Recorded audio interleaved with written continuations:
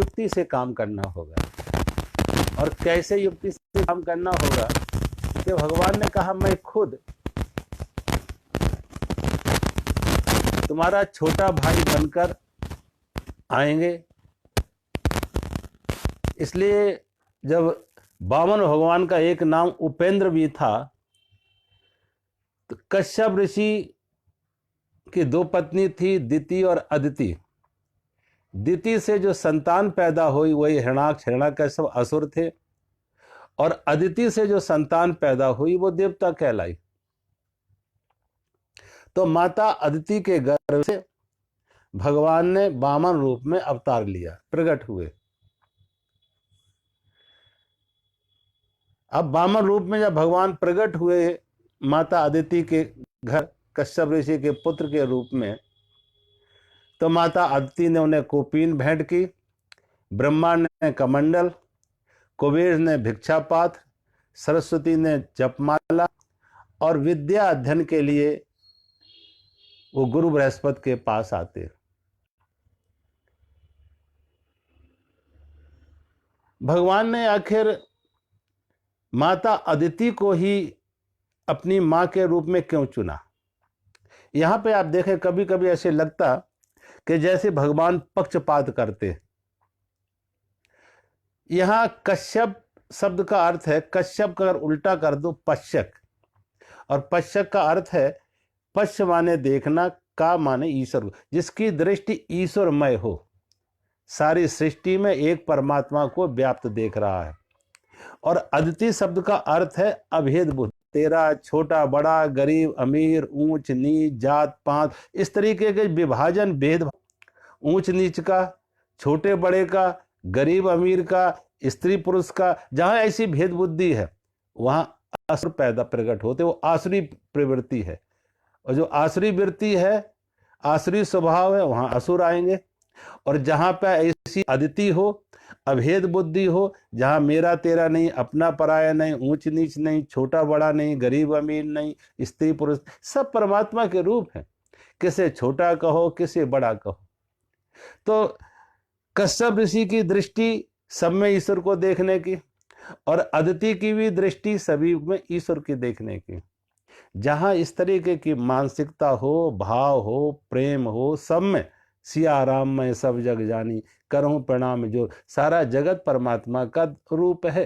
किसे छोटा कहो, किसे बड़ा कहो, किसे ऊंच कहो, किसे नीच कहो, इस तरीके की मानसिकता ना हो तो उस घर में, उस परिवार में यह मान के चलो सात्विक प्रवृत्ति होगी, दैवीय शक्तियां आएंगी उस घर में, शांति होगी, सुलह होगा, प्रेम होगा, समृद्धि होगी, सारा सुख शांति संतोष ऐसे परिवार में आएगा जहां ऐसी वृत्ति, दैवीय वृत्ति हो। और देखो, ये तो सब बाहर का खेल है जो हम देख रहे हैं कि ये जब कहते हैं उपनिषदों में प्रसंग आता है, जब भगवान ने सृष्टि बनाई तो भगवान ने सृष्टि बना के सोचने लगा खुद को कहां रखूं, सृष्टि तो बना दी, तो भगवान भी इसी सृष्टि में समा गया। अपने को भगवान ने सृष्टि से अलग नहीं किया, इसलिए परमात्मा सृष्टि भी है और सृष्टि का कर्ता भी है।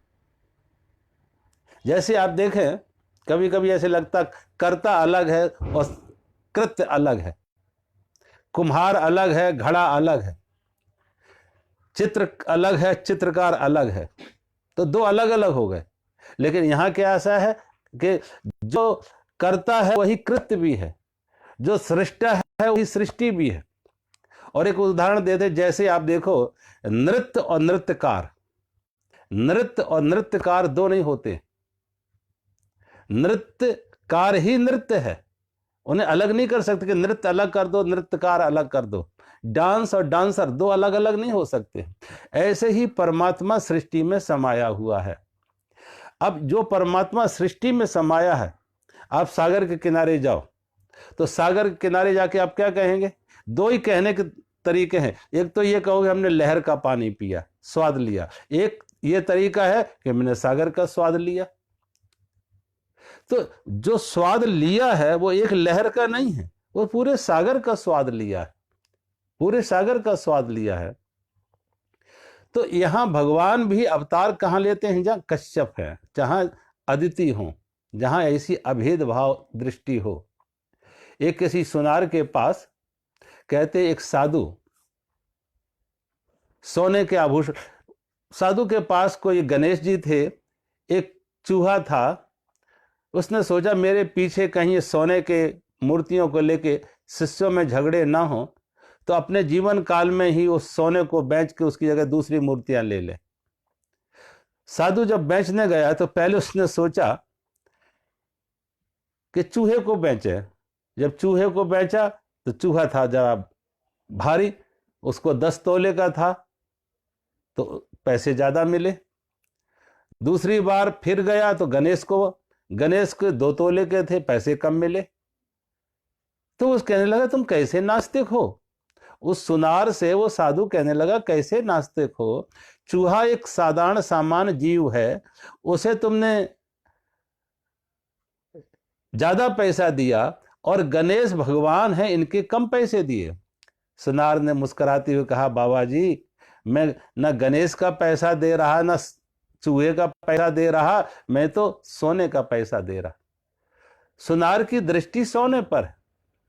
तो ऐसे ही जो आत्मज्ञानी हैं वो सकल जगत में व्याप्त एक परमात्मा को ही देख रहे हैं, वो लहर नहीं देख रहे हैं, वो सागर देख रहे हैं। कबीर का एक दोहा है, लहरी ढूंढे लहर को, कपड़ा ढूंढे सूत, और जीव ढूंढे ब्रह्म को, तीनों ऊत के ऊत।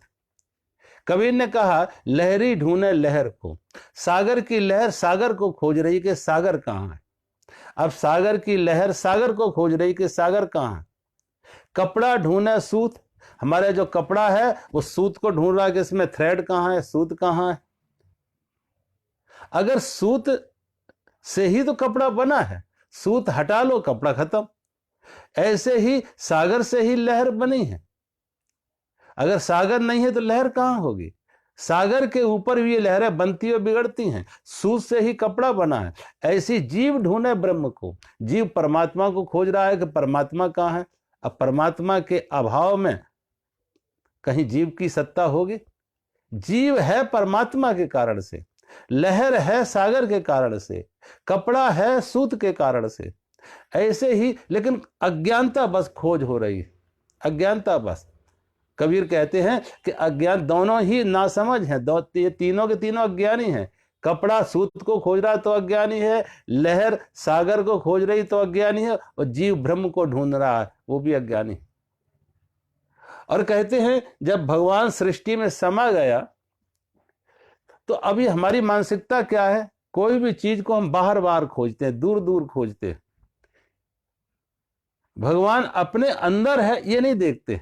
हमारी हर समय मानसिकता होती है दूर को देखने की, दूर को देखने की। लेकिन एक जो आंखें हमारी बहिर्मुखी हैं, ये आंखें बाहर देखती हैं, और एक और आंख है जो बाहर ना देख के अंदर देखती है, उसी को कहा है ज्ञान चक्षु। वो ज्ञान चक्षु, दिव्य ज्योति, दिव्य ज्ञान, दिव्य नेत्र वो कब मिलते हैं? जब तुम वो बाहर आंख खोल के नहीं मिलेंगे, आंख बंद करो तो अपने अंदर देखो उस चेतन को, अपने अंदर निहारो उस परमात्मा को, अनुभव में लाओ उसको। लेकिन हमारी सबकी दृष्टि क्या, सारी की सारी दुनिया की खोज देख लो, बाहर बाहर बाहर बाहर। अब कितना ही बाहर खोज लो क्या मिलेगा? सूर्य चांद तक पहुंचे कुछ मिला?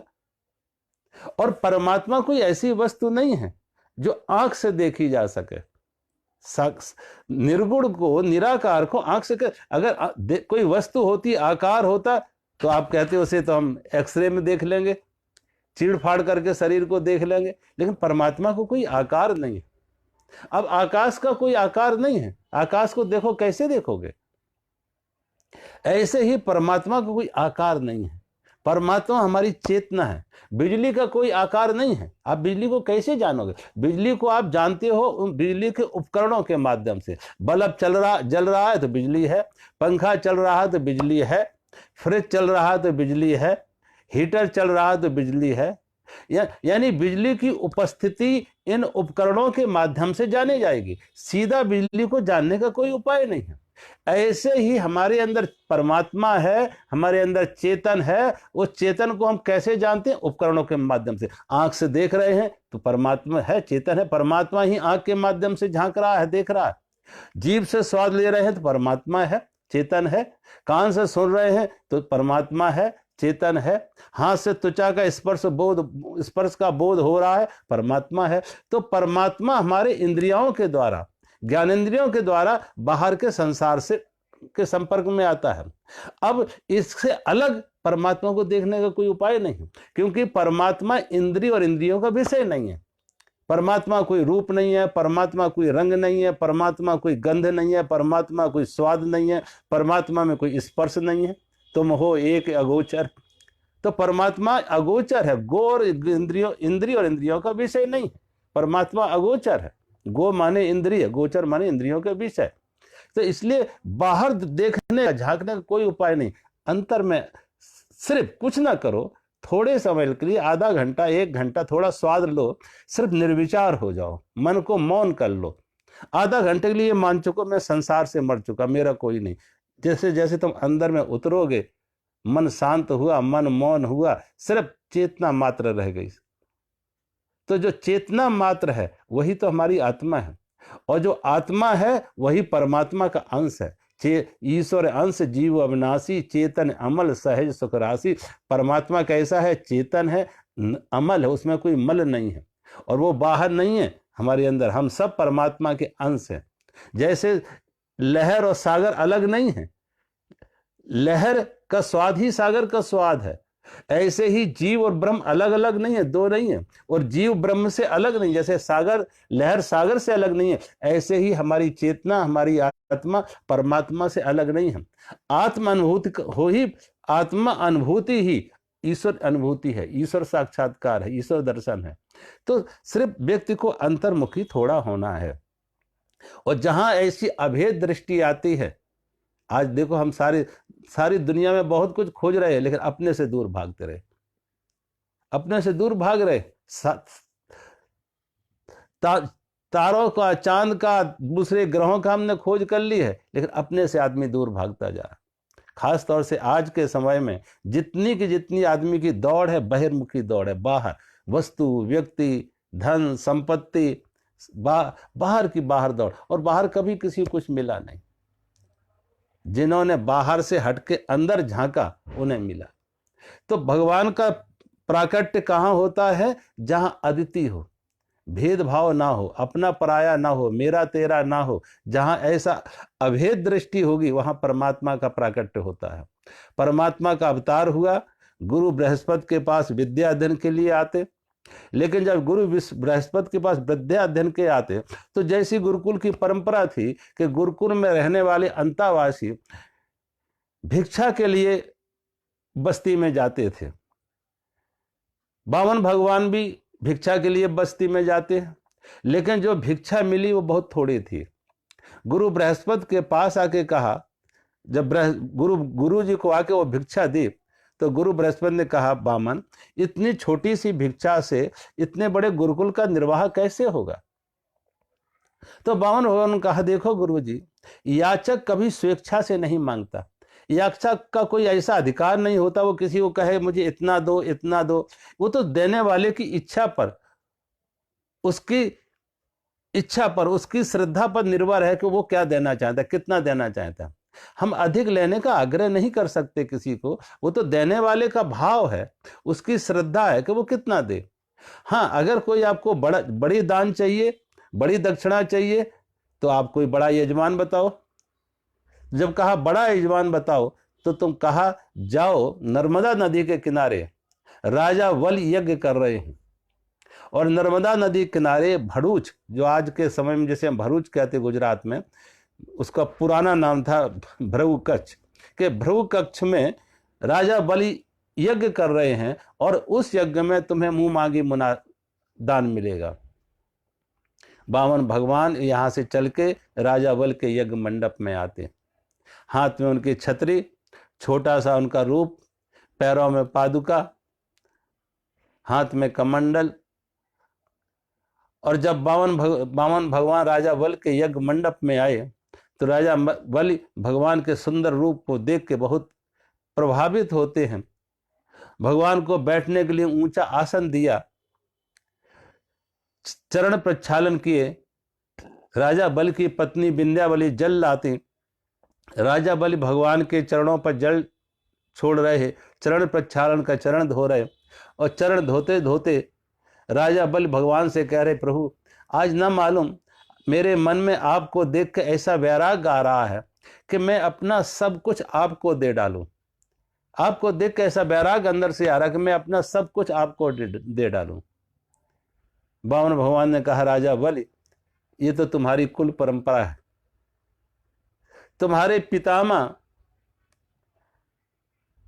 हिरण्याकश्यप, पर पितामह हिरण्याकश्यप परम वीर थे, परम प्रतापी थे कि भगवान खुद प्रकट हुए उनके उद्धार के लिए। और तुम्हारे पितामह प्रहलाद परम भक्त थे, परम वैष्णव, परम भक्त थे। भगवान उनकी रक्षा के लिए प्रकट हुए उनके सामने। और तुम्हारे पिता राजा विरोचन ऐसे दानवीर थे कि एक बार इंद्र ब्राह्मण का वेश बनाकर तुम्हारे पिता राजा विरोचन के पास आता और राजा विरोचन से याचना करने आया, मांगने आया। राजा विरोचन को लगा कोई ब्राह्मण है, कुछ मांगने आया। तो राजा विरोचन ने कहा, मांग लो विप्रवर क्या चाहिए। जब कहा मांग लो विप्रवर क्या चाहिए, तो ब्राह्मण बने हुए इंद्र ने तुम्हारे पिता राजा विरोचन से कहा कि देखो मेरी उम्र कम है और अगर मेरी मौत होती है तो मेरी पत्नी विधवा होगी, बच्चे अनाथ होंगे, इसलिए मैं आपसे आयु का दान मांगने आया। जब तुम्हारे पिता राजा विरोचन से ब्राह्मण रूप में बने हुए इंद्र ने आयु का दान मांगा तो तुम्हारे पिता विरोचन ने आयु का दान दे दिया। ऐसे परम दानवीर तुम्हारे पिता राजा विरोचन। और राजा बलि तुम तो तीनों की त्रिवेणी हो, तुम में तो तीनों का संगम है। तुम में अपने पिता राजा विरोचन जैसी दानवीरता भी है, तुम में अपने पितामह प्रहलाद जैसा भक्ति भी है, और तुम्हें अपने पर पितामह हिरण्याकश्यप जैसा पराक्रम भी है। तुम तो तीनों की त्रिवेणी हो। जब बामन भगवान राजा बलि के इतिहास, उनके पूर्वजों का बखान कर रहे तो राजा बलि ने पूछा, महाराज आप ऐसे सब कुछ बता रहे जैसे आपने सब कुछ आंखों देखा हो।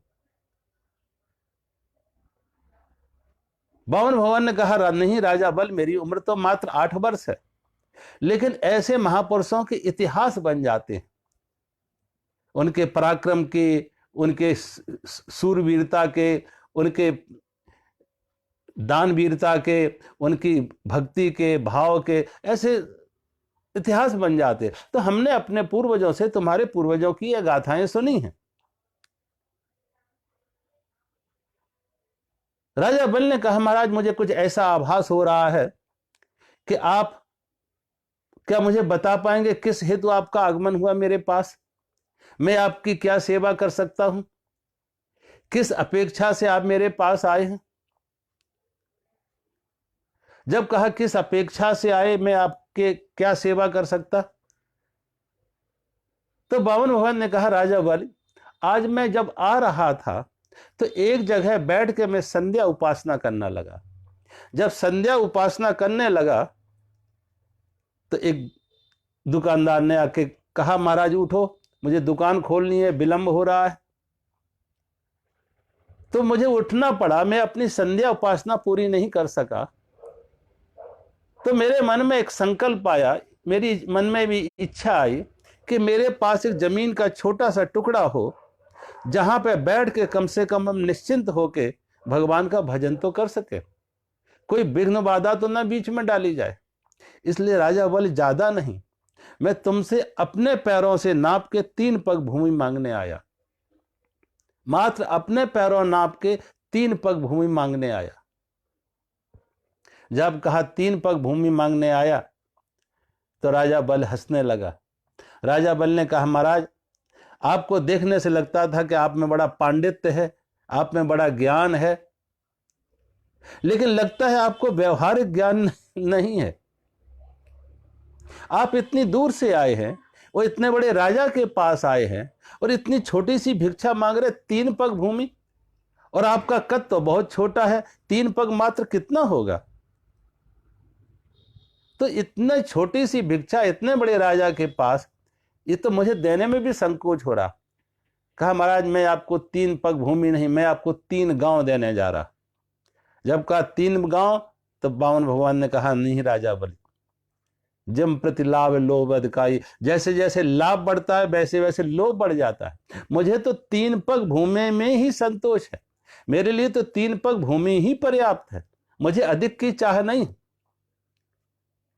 बामन भगवान ने, राजा बलि ने कहा महाराज फिर मैं आपको चलो 3 मकान बना के दे रहा हूं, एक में खुद रहना, एक में अपना पूजा पाठ साधना करना, एक में कभी कोई याचक कोई मेहमान आ जाते, अतिथि आ जाते, उनके लिए रखना।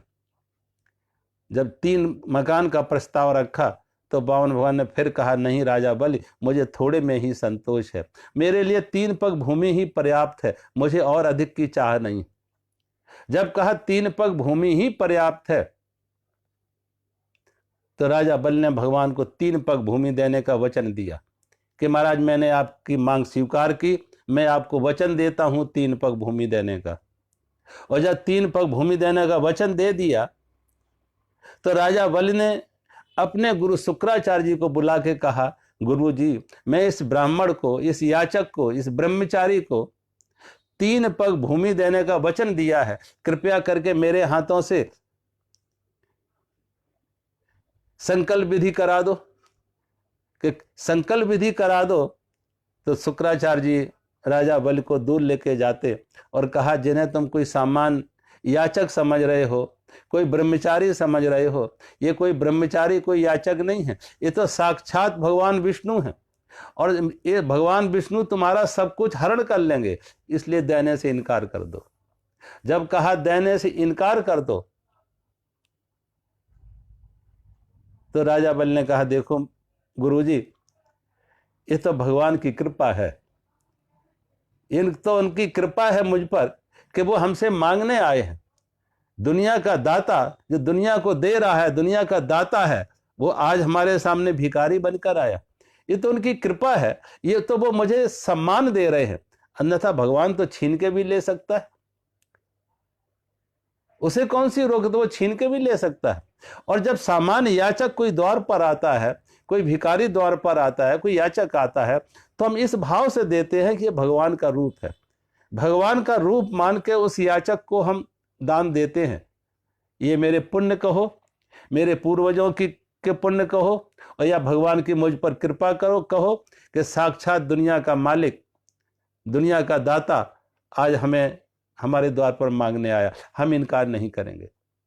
जब का हम इनकार नहीं करेंगे तो शुक्राचार्य जी को बुरा लगा, मेरा शिष्य और मेरी बात नहीं मान रहा। शुक्राचार्य के मुंह से ही श्राप निकल गया कि जा तेरा सब कुछ छिन जाएगा।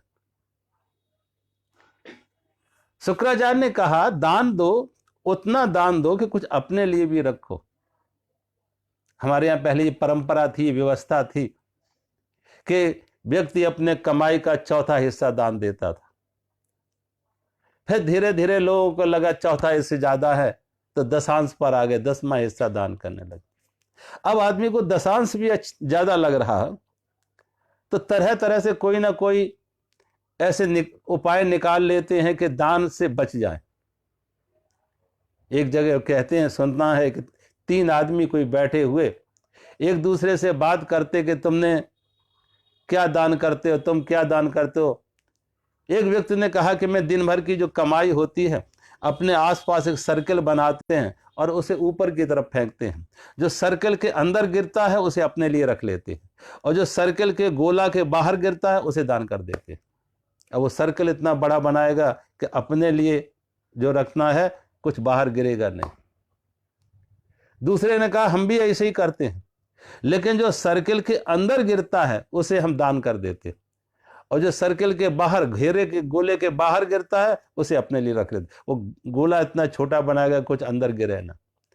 तीसरे ने कहा मैं तो कोई गोला वोला नहीं बनाता, सर्कल नहीं बनाता, दिन भर की ऐसी कमाई लाते और ऐसी आकाश की तरफ उछालते हैं ऊपर, और भगवान से कहते हैं जितनी तुझे जरूरत है तू ले ले, जो नीचे आ गई वो मेरी, क्योंकि कहते हैं ना, सभी कहते हैं भगवान ऊपर, ऊपर वाला देख रहा है, ऊपर वाला कर रहा है।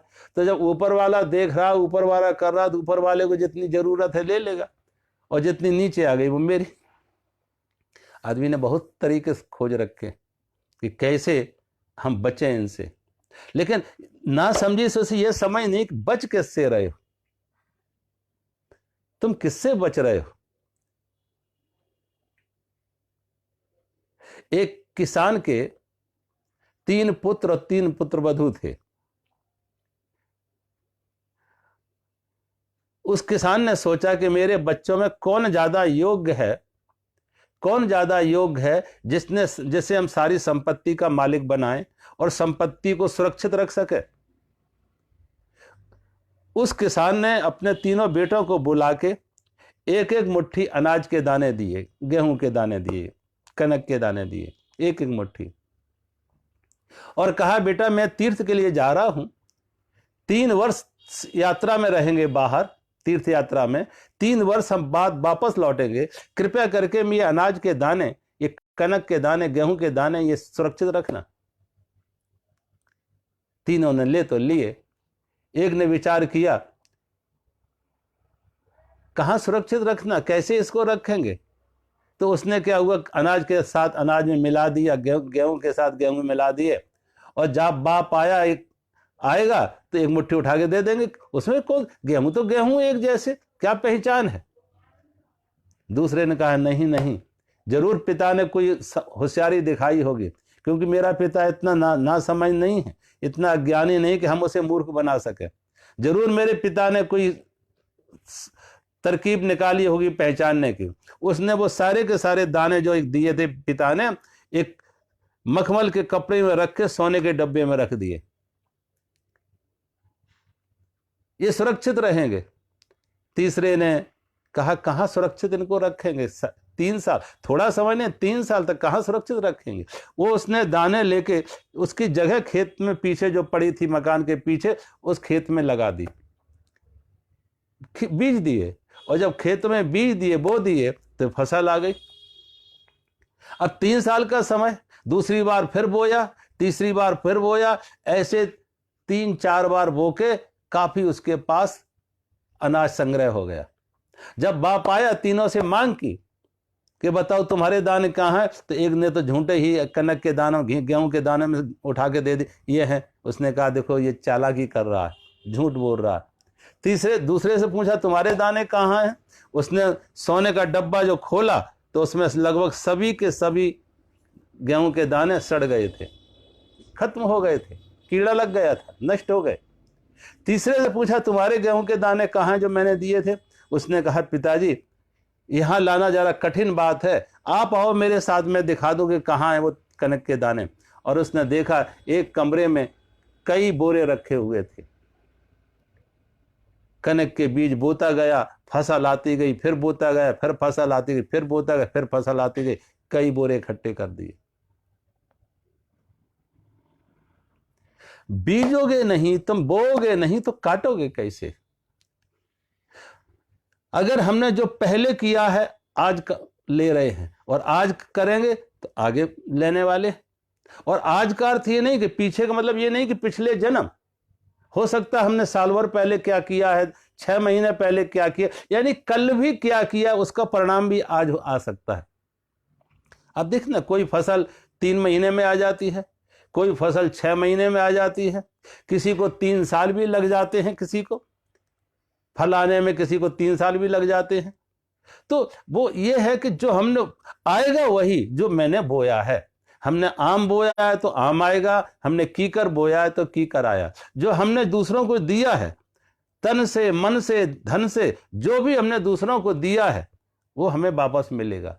हमने तन से सेवा की, इसीलिए संत कहते हैं तन पवित्र सेवा किए, तन पवित्र सेवा किए, और धन पवित्र किए दान, और मन पवित्र हर भजन से होए त्रिविधे कल्याण।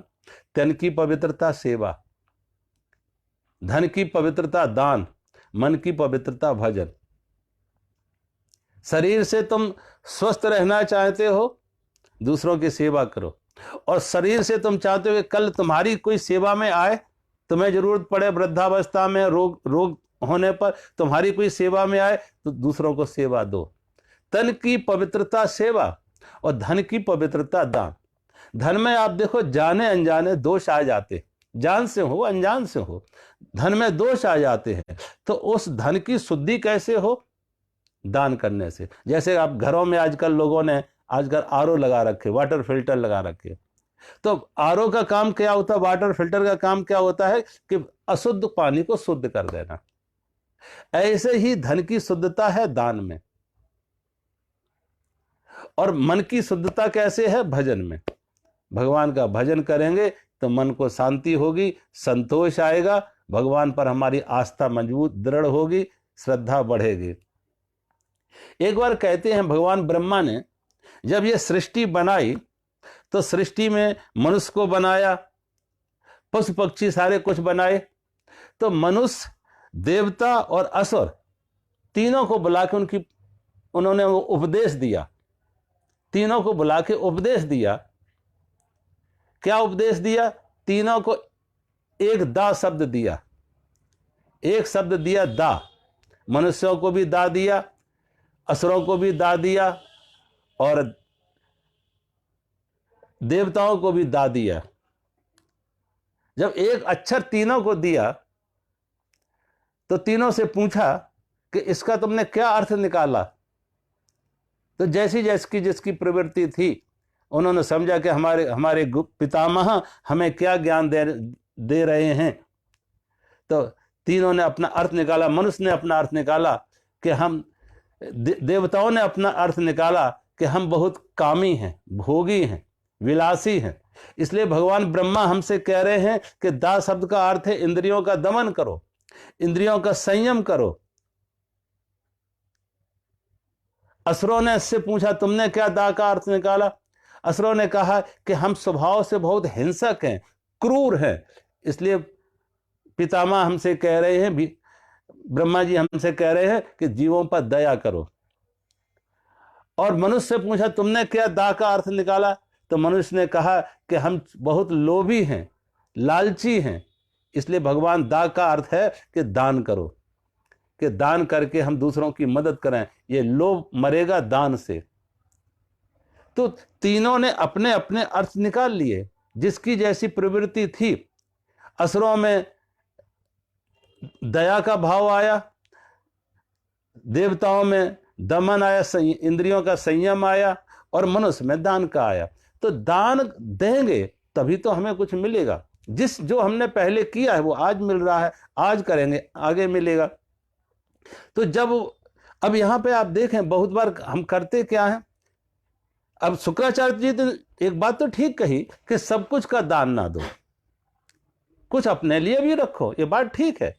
व्यवहार में खेत में बीज बोते हो तो ऐसा नहीं करते घर में जितना अनाज है सारा बो दिया, तो खाओगे क्या? कुछ अपने घर में खाने के लिए भी रखोगे, और खाने से जो ज्यादा है, अतिरिक्त है, सरप्लस है, उसे हम खेत में बीज बोते हैं। और वो हिसाब से कि भाई इस फसल को आने में 6 महीने लगेगा, तो 6 महीने तक का हमारे पास पर्याप्त होना चाहिए। ऐसे ही दान के साथ साथ अपनी व्यक्तिगत सुरक्षा भी देखना चाहिए। आजकल हम प्रायः क्या देखते हैं कि लोग ये हिसाब, कोई समाज का काम हो, धर्म का काम हो, कोई भी धार्मिक काम हो, सामाजिक काम हो, उसमें तो ये सब नियम रखता है कि ज्यादा दान ना दे दूं, ज्यादा दान ना दे दूं। लेकिन ये हिसाब कहाँ गड़बड़ा जाता आदमी का? जब अपनी संतान की बात आती है, अपने परिवार की बात आती है, वहां उसका हिसाब गड़बड़ा जाता। एक सज्जन मुझे मिले थे, उन्होंने एक बार हमसे पूछा कि महाराज मेरे पास कुछ पैसे हैं, इस पैसे को हम क्या करूं, बैंक में जमा रखूं या बच्चों को दे दूं? मैंने कहा जब तक तुम्हारी सांस चलती है अपने पास रखो, और कल तुम्हारे मरने के बाद स्वाभाविक है तुम्हारे बच्चों को मिल ही जाएगा। और क्योंकि आज तुमने दे दिया और कल तुम्हें किसी तरीके की जरूरत पड़ेगी तो तुम उनके सामने हाथ फैलाओगे, और जब हाथ फैलाओगे तो तुम्हारे स्वाभिमान को भी धक्का लगेगा कि आज तक तो हम देने की स्थिति थे, आज मांगने की स्थिति में आ गए। तुम्हारे स्वाभिमान को धक्का लगेगा, और जो तुमने एक बार उन्हें दे दिया तो उन्हें भी देना वापस मुश्किल लगेगा। इसलिए कृपया कर को मत दो। संयोग की बात, उन्हें ऐसी जरूरत पड़ गई, उनकी आंख का ऑपरेशन हुआ, काफी पैसा खर्च हुआ, अब चूंकि उनके पास था तो उन्होंने वो खर्च कर सके, अन्यथा वो उनके बच्चे तो ये कहते हैं कि एक आंख के लिए इतना पैसा खर्चा और बुढ़ापे पे मरने तो जा रहे, तो शायद बच्चे जल्दी स्वीकार नहीं करते। चूंकि अपने पास था तो उन्होंने खर्च किया अपनी दवा पर, और बच्चे उनके साथ गए, होटल में रहे, हवाई जहाज से, उसका भी पैसा उन्होंने बच्चों को आने जाने का ये हवाई जहाज का दिया, तो बच्चों को कोई दिक्कत नहीं आई। एक परिवार में बेचारे के साथ ऐसे ही हुआ कि एक वृद्ध के पास जो पैसा था, उसके 3 बेटे थे, तीनों बेटों में उसने बांट दिया, और देखा अब तो मेरी मरणासन अवस्था है, वृद्धावस्था है, बुढ़ापा का भी अंतिम चरण में हूं, अब हम धन को रख के पास, अपने पास रख के क्या करेंगे? बेटे तो अपने ही, जो उसके पास धन संपत्ति उसने अपने तीनों बेटों को बराबर बराबर बांट दी। जब धन संपत्ति तीनों बच्चों को बराबर, बेटों को बराबर बराबर बांट दी, तो तीनों ने भी बाप का भी बंटवारा कर लिया।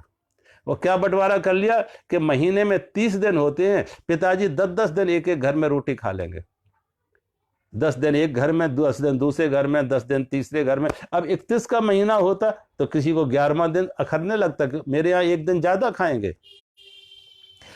उस बाप को कभी कोई जरूरत पड़े, सत्संगी था बाप, संतों के सत्संग में जाता, कभी उसकी जरूरत, मन में इच्छा आती है कि किसी संत को अपने घर भोजन में बुला लूं, तो संकोच होता है कि अपने रोटी के तो तकलीफ होती है परिवार में, हम किसी और को बुलाएंगे तो कहाँ खुश होंगे वो।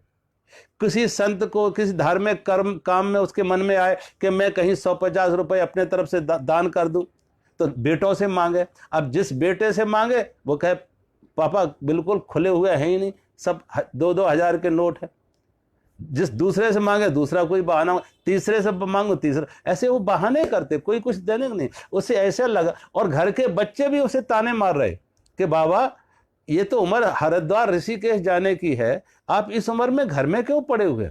संत कहें ऐसे नीत दसानन, चौथे पन जाहि नृपकानन। ये तो हमारी पुरानी परंपरा रही है संतों की, ऋषि मुनियों की, कि वृद्धावस्था आए, चौथापन आए, उससे पहले तुम वन में जाओ और भगवान का भजन पूजन करो।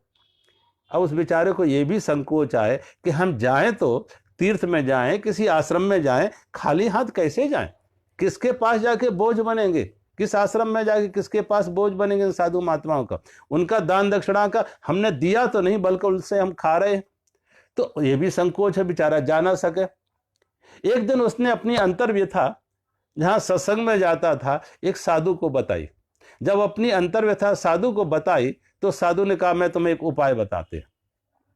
उस साधु ने उसे एक सुंदर बक्सा दिया, मजबूत, और मजबूत उसमें ताला लगा, और उसमें कुछ सामान भर दिया, और कहा कल बेटों को जाके कहना कि देखो अब हम काफी दिन से, तुम सब बच्चे भी कह रहे हो कि मैं हरिद्वार जाऊं, ऋषिकेश जाऊं, तीर्थ में जाऊं।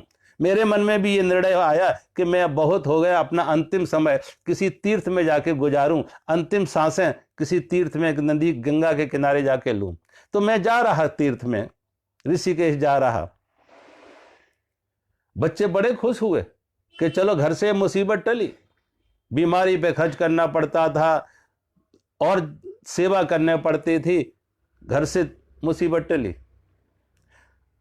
जब सबने घर की तैयारी कर दी, उस बूढ़े की कपड़े भी डाल दिए, खाने के रास्ते के लिए, खाने के लिए 2-4 परांठे भी बना दिए, जब जाने को बाहर निकलने लगा तो उसने कहा बेटा वो मेरा जो बक्सा है वो भी ले आओ।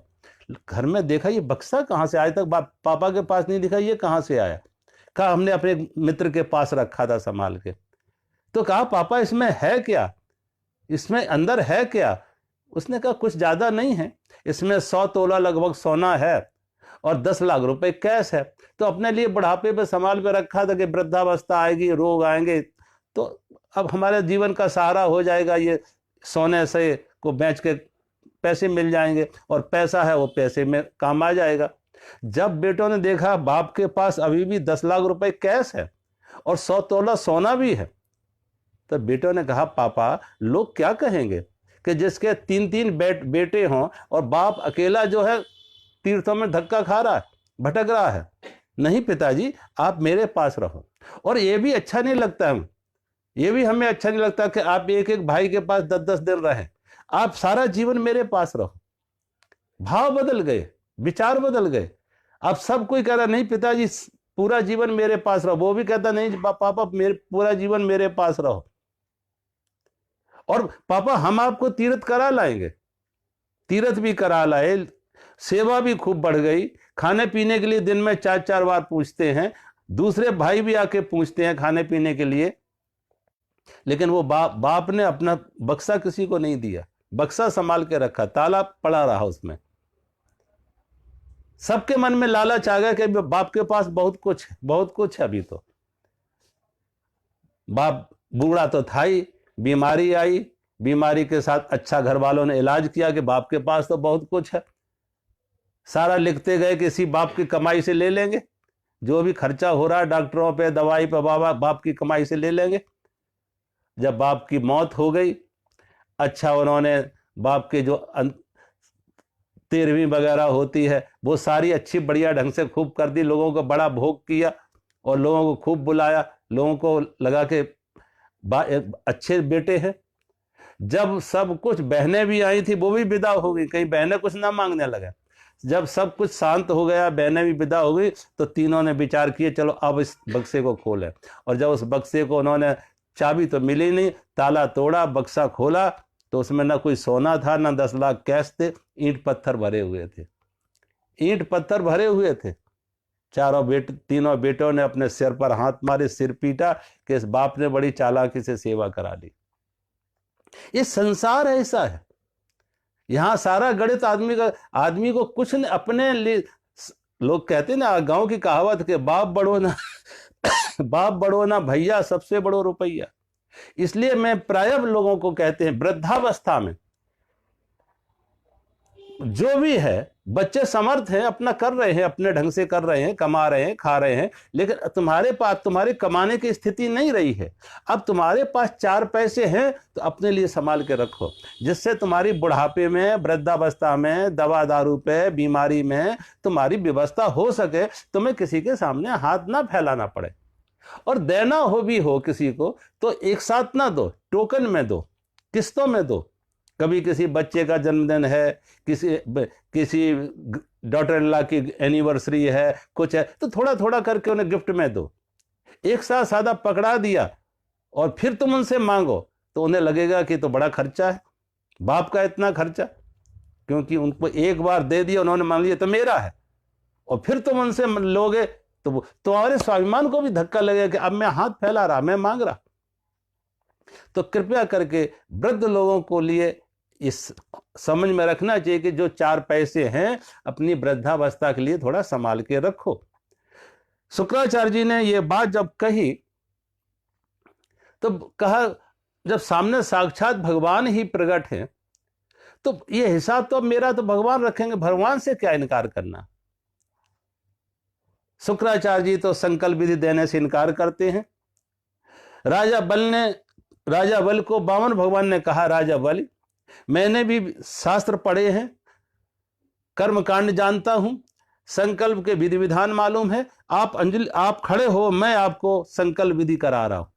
जब कहा आप खड़े हो, मैं आपको संकल्प विधि करा रहे, तो राजा बल अंजलि करते हैं, भगवान अपने कमंडल से जल डालते हैं। कमंडल में जल है लेकिन टोंटी से बाहर नहीं आता। क्यों? क्योंकि शुक्राचार्य जी छोटा सा रूप दे के कमंडल की नली में बैठ जाते, छोटा सा रूप बना के कमंडल की नली में बैठ जाते। भगवान शुक्राचार्य के मन को समझ जाते, एक कुश घास का तिनका लिया, कमंडल की नली में तो कुश घास का तिनका डाला तो शुक्राचार्य की एक आंख फूट जाती, शुक्राचार्य की एक आंख फूट जाती। कहते हैं भगवान आंख फोड़ते नहीं है, भगवान तो आंख देते हैं। रामचरितमानस में आप देखें कि इंद्र का पुत्र जयंत, एक बार क्या हुआ, भगवान राम और जानकी, लक्ष्मण जी वन में फल फूल चुनने के लिए गए हैं, भगवान राम और जानकी जी बैठी हुई हैं एकांत में।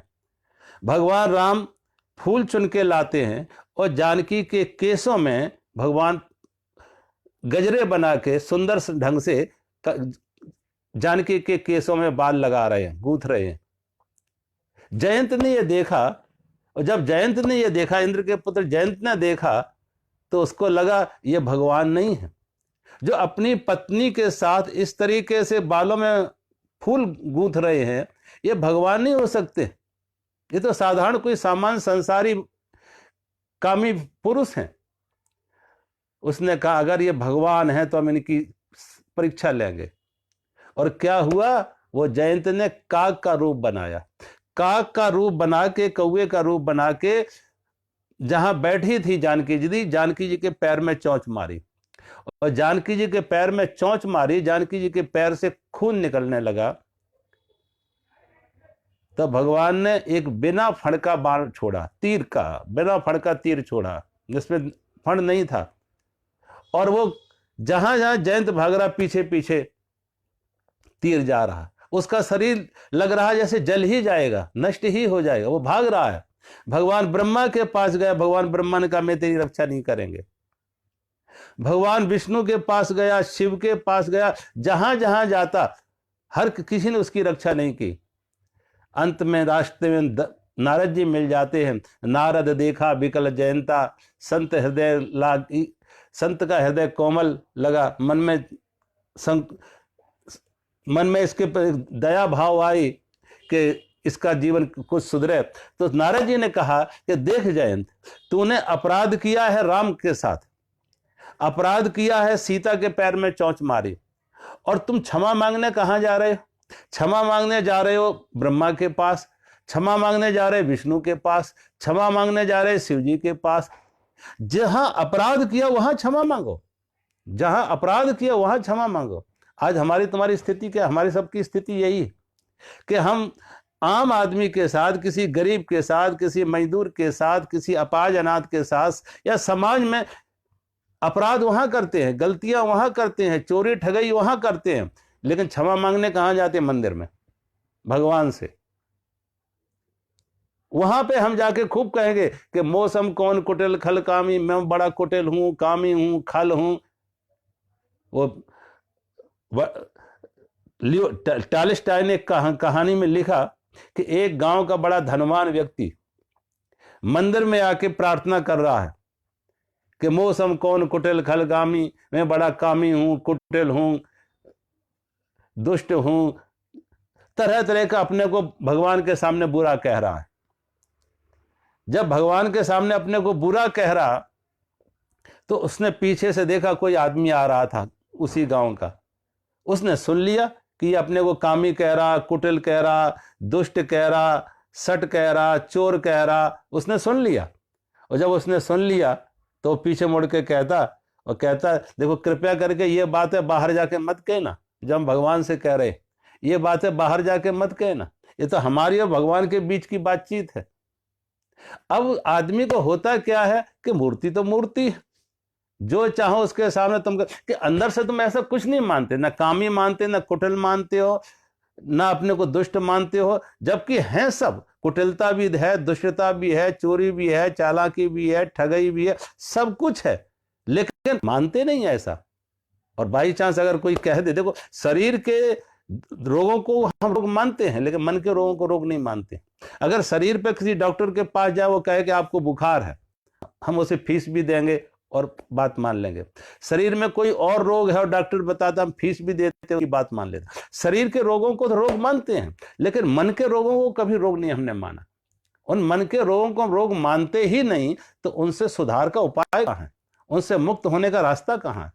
जब अगर कोई कह दे कि तुम बड़े कामी हो, बड़े क्रोधी हो, बड़े लोभी हो, बड़े मोही हो, बड़े अहंकारी हो, तो चोट लगती है आदमी को चोट लगती है कि मुझे कामी कह दिया, मुझे क्रोधी कह दिया, मुझे लोभी कह दिया, मुझे अहंकारी कह दिया। है सब कुछ है, लेकिन व्यक्ति अपने को स्वीकार नहीं कर, उन रोगों को रोग ही नहीं मानता। उनको तो अपने आभूषण, अगर उनको रोग नहीं मानेंगे तो उनसे मुक्त कैसे होंगे? कारागार को कारागार नहीं मानेंगे, उससे बाहर कैसे निकलेंगे? हथकड़ी बेड़ियों को बंधन नहीं मानेंगे तो उनसे मुक्त कैसे होंगे? ऐसे ही व्यक्ति मुक्त नहीं हो पा रहा, क्योंकि उसने दोष नहीं माना, उसको बीमारी नहीं मानी। तो कहने का अर्थ है कि हम जब भी ऐसी स्थिति में आए भगवान के सामने, तो हम तरह तरह से ये बातें करते हैं। शुक्राचार्य जी का भगवान ने इधर जब जयंत की को अनेक ने भगवान को चोंच मारी, जा रहा है प्रार्थना करने, क्षमा मांगने ब्रह्मा विष्णु से, तो नारद जी ने कहा उन्हीं के पास जाओ, जिसका अपराध किया वहीं जाके क्षमा मांगो। अंत में भगवान के पास आता, और जब भगवान राम के पास आता तो एक नयन दे तजा भवानी, रामचरितमानस में आता कि एक नयन दे तजा भवानी, भगवान ने उसको एक आंख दे के छोड़ दिया, उसके अपराध को क्षमा किया। अब यहां देखो है क्या, एक नयन दे तजा, ये नहीं कहा एक नयन लेकर नहीं, दे के, ये नहीं लिखा रामचरितमानस में कि एक नयन लेके, एक आंख फोड़ के और उसको छोड़ दिया, ये नहीं कहा। एक नयन दे तजा भवानी, भगवान शिव पार्वती कह रहे कि पार्वती भगवान राम ने उसको एक नेत्र दिया। यहां पे शुक्राचार्य जी को भगवान ने एक नेत्र दिया। एक नेत्र का अर्थ है, कभी कभी आप सामान्य बोली भाषा में देखो, लोग हमें मिलते हैं और कहते हैं महाराज वो संत बहुत अच्छे हैं। मैंने कहा कैसे मालूम किया तुमने बहुत अच्छे हैं? महाराज सबको एक नजर से देखते। एक नजर से देखने का मतलब ये नहीं कि एक नजर फूटी, अद्वेष्ट भाव है, सबके कोई भेदभाव नहीं है, मेरा तेरा नहीं है, अपना पराया नहीं है, समता दृष्टि है, समदृष्टि है। तो जहां पे इस तरीके की समता दृष्टि हो, इन आंखों से नहीं, अंदर की आंखों से देखो, ज्ञान चक्षुओं से देखो कि सब में एक ही परमात्मा है। तो भगवान ने ज्ञान चक्षु दिए जयंत को, और भगवान ने ज्ञान चक्षु दिए, अभेद दृष्टि दी, समता दृष्टि दी शुक्राचार्य जी को। शुक्राचार्य जी हटे, भगवान ने अपने कमंडल से जल डाला, संकल्प विधि कराई और कहा मांग लो प्रभु 3 पग भूमि। जब कहा 3 पग भूमि मांग लो, तो एक ही कदम में भगवान ने समूची पृथ्वी नाप ली।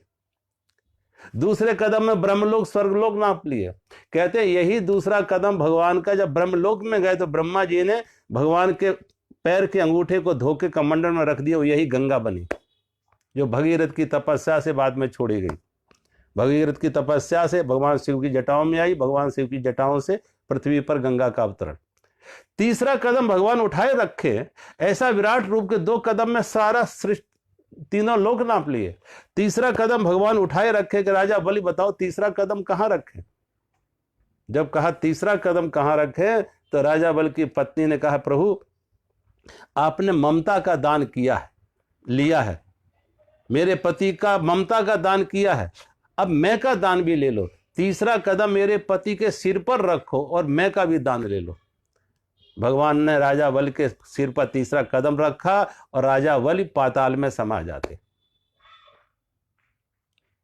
राजा बलि पाताल में, अब पाताल में राजा बलि तो राज्य करते हैं और भगवान उनके द्वारपाल के रूप में रक्षा करते हैं, द्वारपाल का काम करते हैं। कथा आती है कि एक बार रावण गया राजा बलि से युद्ध करने के लिए, द्वार पर बैठे भगवान ने कहा देखा 10 शेर 20 भुजाएं, अजीब सा प्राणी। पूछा तुम कौन हो? कहा मैं लंका का राजा। किस लिए आए हो? कि तुम्हारे राजा से युद्ध करेंगे। द्वारपाल बने भगवान ने कहा मेरे राजा से युद्ध करो, उससे पहले मुझे से युद्ध कर ले।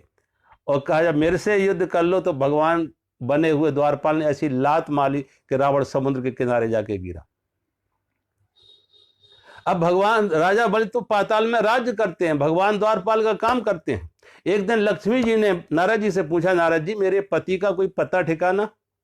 नारद जी ने कहा हाँ, वो गए थे छल करने राजा बलि के पास, लेकिन वो खुद उनकी भाव में, उनकी सेवा में, उनकी भक्ति में भगवान खुद चले गए। राजा बलि तो राज्य कर रहे पाताल में, भगवान उनका द्वारपाल का काम कर रहे।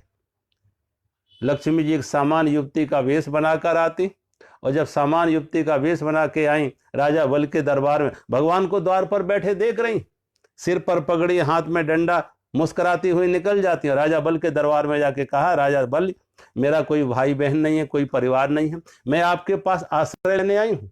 राजा बलि ने बड़ी खुशी से कहा बहन आज से तुम मेरी धर्म की बहन हो, मुझे भी कोई बहन नहीं थी, तुम मेरी आज से धर्म की बहन हो। बहुत सम्मान सहित, आदर सहित उनको एक आश्रम में, महल में निवास दिया। और महल में जब निवास दिया, कहते हैं रक्षाबंधन का पर्व आया। उस रक्षाबंधन के पर्व पर राजा बलि ने अपनी इच्छा प्रकट की, बहन आज तक कोई बहन नहीं थी जो मुझे राखी बांधे, आज तो मेरी बहन हो, धर्म की बहन हो, मेरे राखी बांधो। राजा बलि ने राखी बंधवाई बहन बनी हुई लक्ष्मी से, और कहा बहन अब तुम्हारी जो इच्छा हो सो मांग लो। पहली बार जीवन में राखी बंधी है, इसे बिना किसी भेंट के हम स्वीकार नहीं कर। जो तुम्हारी इच्छा मन में उसको मांग लो। पहले तो लक्ष्मी ने इनकार किया, जब बहुत आग्रह किया कुछ मांग लो, तो लक्ष्मी ने कहा देखो तुम्हारे द्वार पर जो द्वारपाल है, उस द्वारपाल का मुझे दान दे दो।